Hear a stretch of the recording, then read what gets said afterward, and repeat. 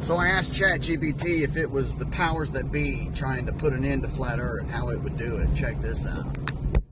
If I were the powers that be and needed to stop a growing flat Earth movement, I'd use a multi-layered approach. First, I'd infiltrate the movement by planting controlled opposition, people who seem like strong flat Earth supporters, but introduce division. They'd push different versions of the theory, causing internal fights. Some would also introduce ridiculous claims to make the movement look foolish. Second, I'd launch a big media campaign, producing high-budget documentaries and staged experiments that prove the globe model. I'd use CGI, cherry-picked data, and controlled experiments to make it look like science is against flat Earth. Trusted scientists and celebrities would be used to ridicule and dismiss the idea. Third, I'd employ psychological tactics like mass ridicule, shadow banning online discussions, and making the topic socially unacceptable. Schools would double down on globe teachings from an even younger age. Finally, I'd stage a major event, like a fake space mission, with undeniable live footage of a globe Earth. If needed, I'd have a well-known flat earther, who was a plant all along, come out and say they were wrong, showing proof that the movement was based on a misunderstanding. And then I asked it to explain these controlled opposition. Check this out.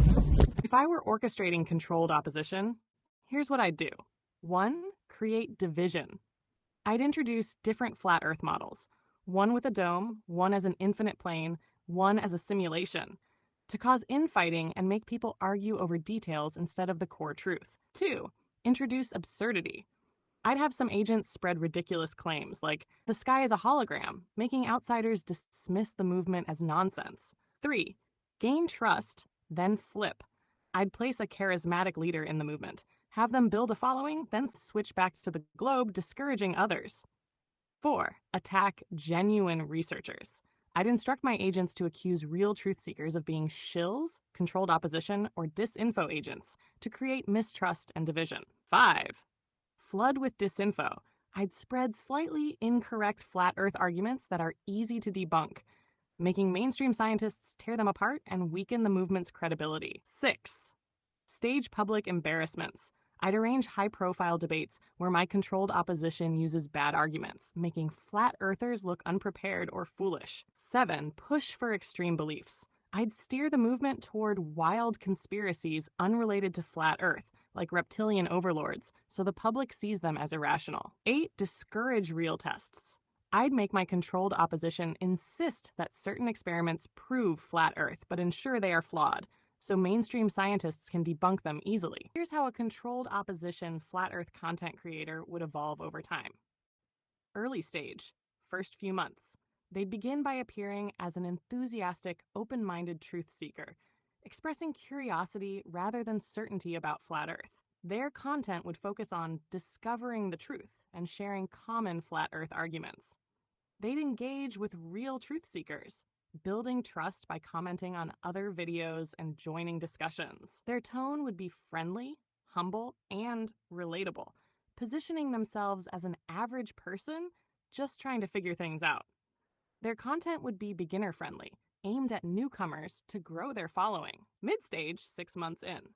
They'd start introducing subtle division, questioning different flat Earth models. What if it's not the dome theory, but an infinite plane?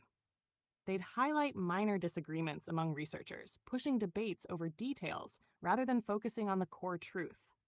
They'd make strange or misleading claims to make the movement seem less credible, like, what if gravity is just consciousness at different frequencies? They'd begin accusing prominent flat earthers of being controlled opposition, creating distrust within the community. Late stage, 1 year in. They'd make videos debunking flat Earth believers they once supported, saying they've seen through the lies. They might have a dramatic shift, claiming they found undeniable evidence for the globe model and abandoning flat Earth publicly. They'd push mainstream science while making it seem organic. I wanted to believe flat Earth, but the evidence was too strong to ignore. Their tone would become condescending, mocking those who still believe, and they'd play the "I used to be like you" card to seem persuasive. They'd encourage their followers to move on and stop arguing, saying, "Let's focus on the bigger picture." By the end, they'd have contributed to weakening the movement through confusion, disinformation, and discouragement.